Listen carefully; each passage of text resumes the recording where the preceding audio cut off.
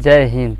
चलिए हम लोग चलते हैं कि आखिर अम्ल विभिन्न पदार्थों में कितना होता है। उसे जानने से पहले थोड़ा सा हम लोग जानते हैं आखिर कि अम्ल, क्षार, भस्म आखिर होता क्या है। सबसे पहले अम्ल क्या होता है? जो स्वाद में खट्टे होते हैं, जो नीले लिटमस पत्र को लाल कर देते हैं, उसे अम्ल कहते हैं। या आप बोल सकते हैं आर्हेनियस के अनुसार कि जो जल में घुलकर हाइड्रोजन आयन देते हैं उसे क्या कहते हैं? H+, उसे अम्ल कहते हैं। जैसे दे सकते हैं आप लोग सल्फ्यूरिक अम्ल H2SO4, नाइट्रिक अम्ल HNO3, उसके बाद हाइड्रोक्लोरिक अम्ल HCl। इसके अलावा हम लोग जान सकते हैं नींबू, संतरा, इमली सब क्या कहलाते हैं?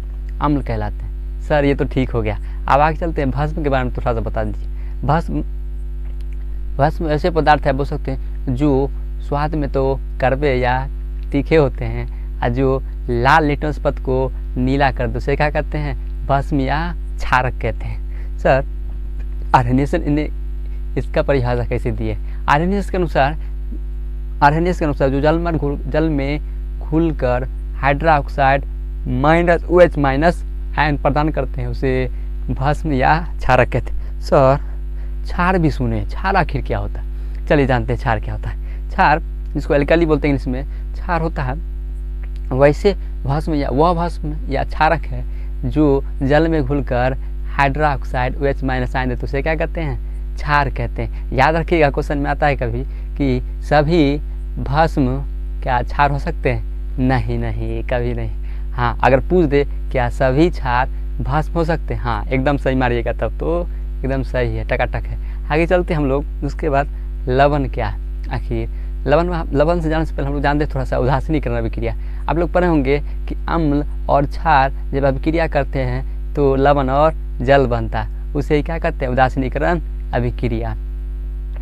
जो पदार्थ बनता है ना उसे ही क्या कहते हैं? लवण के नाम से जाना जाता है। जैसे में साधारण नमक हो गया या साधारण जल हो गया, ये सब क्या है? लवण है। ठीक है, लवण का pH मान 7 होता है। ठीक है, आगे चलते हैं हम लोग। आखिर pH मान होता क्या है? pH जिसका फुल फॉर्म पहले बताते हैं। P मतलब पोटेंस, H मतलब हाइड्रोजन। पोटेंस का अर्थ होता है शक्ति, पावर।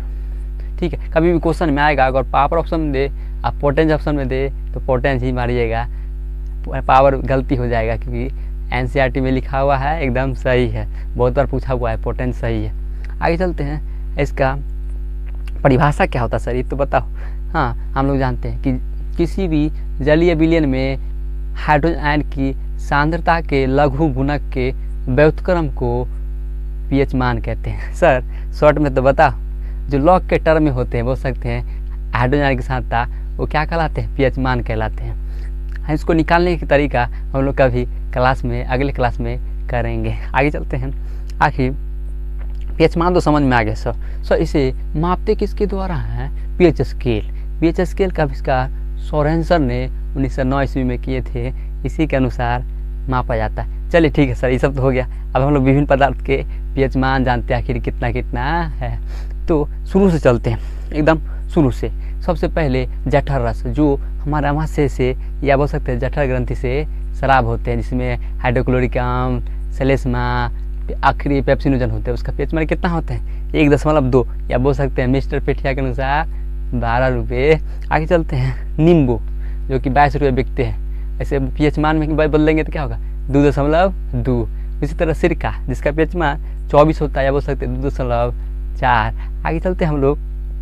उसके बाद बोल सकते हैं सिरका के याद रखना, इंग्लिश में पूछ देता है कभी विनेगर। ठीक है, उसके बाद टमाटर का pH मान 45 बोल सकते हैं, 45 रुपये बिकते, या तो 4.2 भी कभी ऑप्शन में आएगा तो वो भी सही है।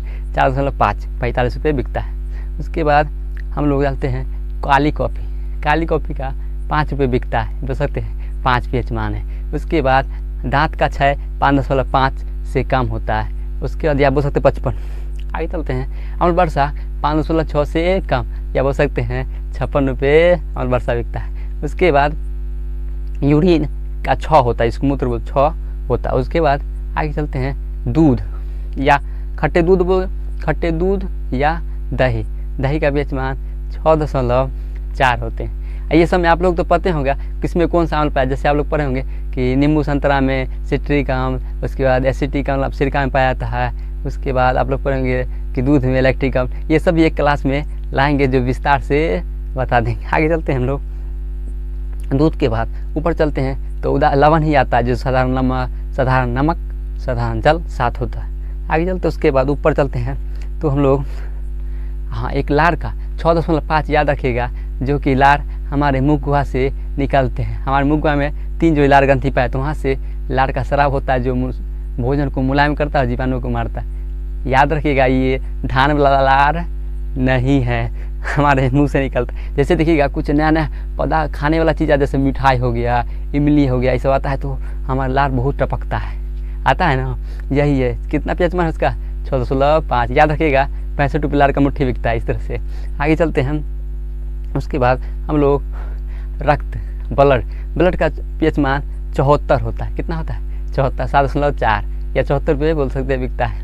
उसको आगे चलते हैं हम लोग समुद्री जल या बोल सकते हैं जो अंडे होते उसका 78 होता है। एनसीईआरटी के अनुसार 7.8 ज़्यादा सही है, ठीक है। आगे चलते हैं उसके बाद हम लोग मिल्क ऑफ मैग्नीशिया, जिसे एंटासिड भी कहते हैं। कभी आप लोग हमारे पेट में जब दर्द महसूस होने लगता है, हाइड्रोक्लोरिक अम्ल की मात्रा बढ़ जाता है तो दर्द होने लगता है। इसे दूर करने के लिए एंटासिड लेते हैं, जिसे बोलते हैं मिल्क ऑफ मैग्नीशिया। इसका पीएच मान 10 होता है। उसके सोडियम हाइड्रोक्साइड जो कि एक परवल भस्म है, जिसका पीएच मान 14 होता है। जी हाँ 14। आप लोग पढ़ेंगे पीएच स्केल कहाँ से कहाँ तक होता है, 0 से 14 तक होता है, जो कि सबसे लास्ट में क्या आता है पीएच मान इसी का मतलब सोडियम हाइड्रोक्साइड का आता है। और 0 पे तो अम्ल परवल अम्ल होते हैं, ठीक है।